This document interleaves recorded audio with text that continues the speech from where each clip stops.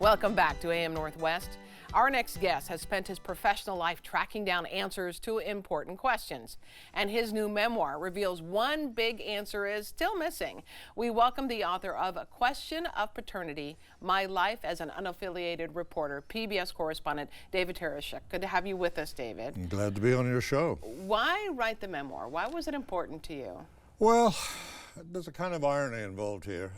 My professional life, was spent going around the world asking people questions and getting answers on the public record. Yeah. But in the private realm of my own life, there was this one question that I never got an answer to. I didn't know who my father was.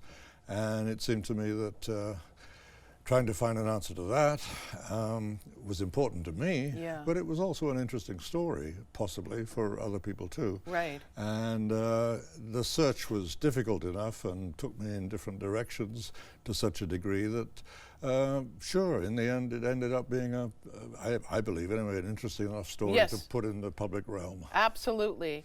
Let's set the scene here. You were raised in a very small town, the debatable land, small town between England and Scotland, and you lived essentially in poverty with your grandmother, who you thought was your mother. Go from there. Yes, my mother got pregnant with me when she was 15. 15. Now this is your grandmother here. That's right, that's my grandmother. I called her Ma'am because I thought she was my mother. That was the deal, if you like, that was arrived at that enabled me to live in this house in the first place. She put terms on conditions on my mother coming back into the house with me.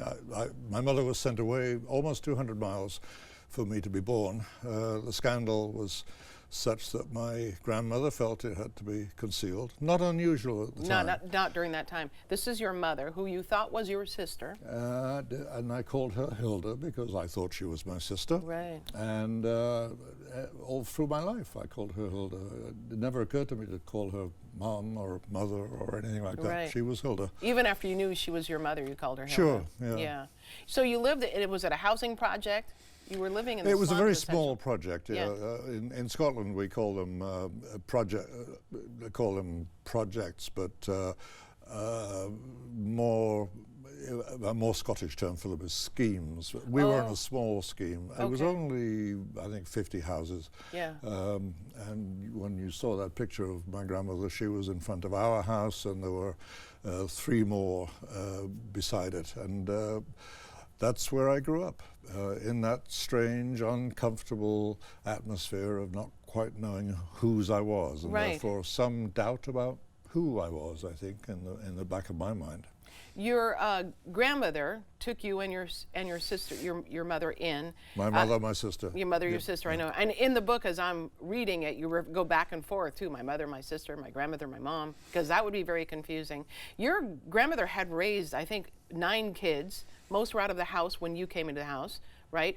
But you were raised also with 2 uncles whom you thought were your brothers. Same deal. Yes, Yep, same yep. thing. And at what point did you learn that your mother was your your mother? It's very was your hard mother? to tell. I don't remember ever Like being... there wasn't an exact point. No, and I don't remember being told anything about Yeah. it. We never went near the topic as a matter of discussion. I think it was just a dawning realization, as kids can have, Right. that this isn't right. This ma'am thing, Yeah. called my grandmother ma'am, the Scottish word for mom. And I got to know eventually that I would guess maybe about 7 or 8 that Yeah. she was my mother. Yeah. Your mother married a man and then moved out of the house, your grandmother's house. You went on. You had a tough childhood, really. You've always felt out of place. I would say that's an absolute truth. I always felt out of place. yeah. Right. You were bullied quite often. Sure. You had health issues. Yeah. At what point do you decide to become, because you were a good writer, right? You decided to become a reporter. Did you realize this in college? Absolutely, in college. Yeah, I felt out of place at college. Yeah. I was at Oxford, and I felt that everybody around me was so much more accomplished, certainly richer, Yeah. more comfortable off.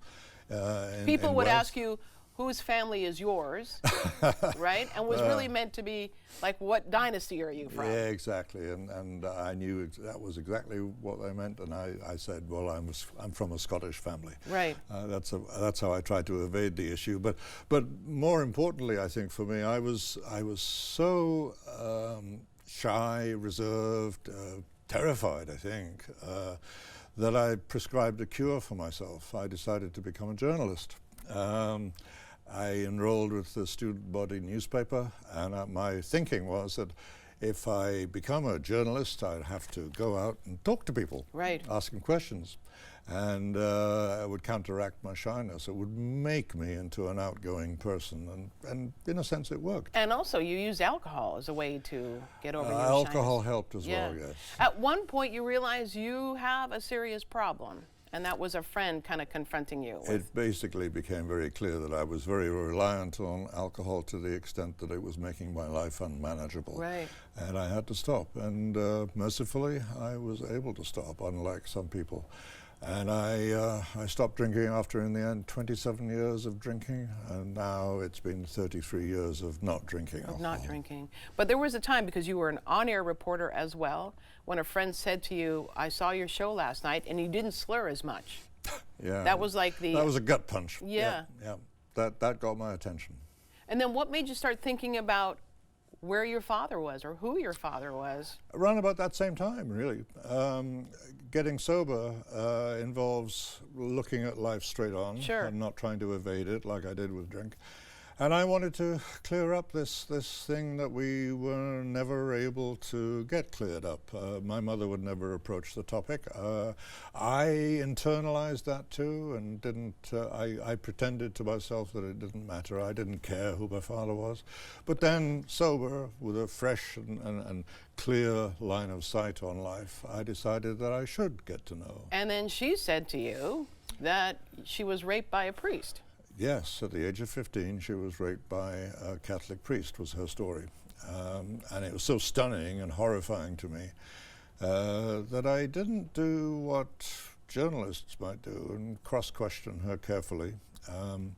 Turns out that your mother, or my mother anyway, one's own mother, is just not just some interviewee Right. That I can do practice all my skills on. It was a little more difficult talking to my right. mother, and she evaded the question still. And then you could find no priest. I could find. I did my journalistic due diligence. Yes, I did in the end, and I could find several possible candidates among the priests in that area at that time, and one who looked like a prime suspect for a while. But then DNA enters the picture, and we could do a direct comparison, and there was no way that he was my father. Yeah. So that was a dead end, and I encountered several dead ends as I tried to find this person. What you realize is your mother lied to you. Very likely. I Yeah. can't be absolutely sure about Yeah. that. It's perfectly possible, I suppose, it's theoretically that she was raped by a priest, but I think my father was someone else. Yeah. You, at one point you think is a German POW.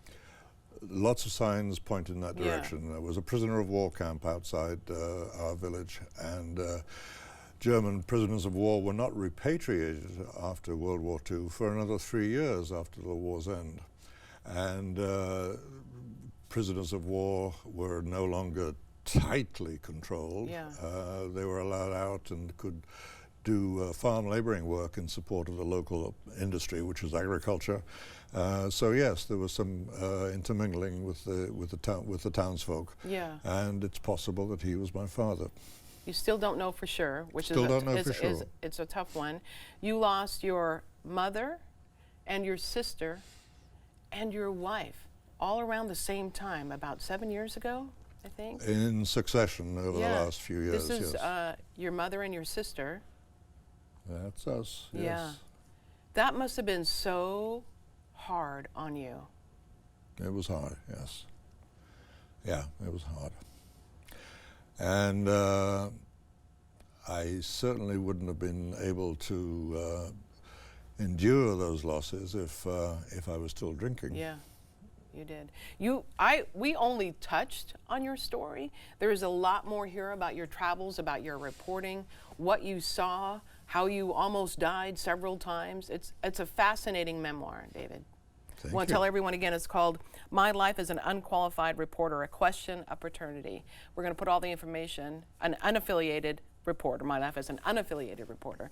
We're going to put all that information on our website at ka2.com. Dave, thank you very much. Thank you. All right, we'll be right back with more AM Northwest. Don't go away.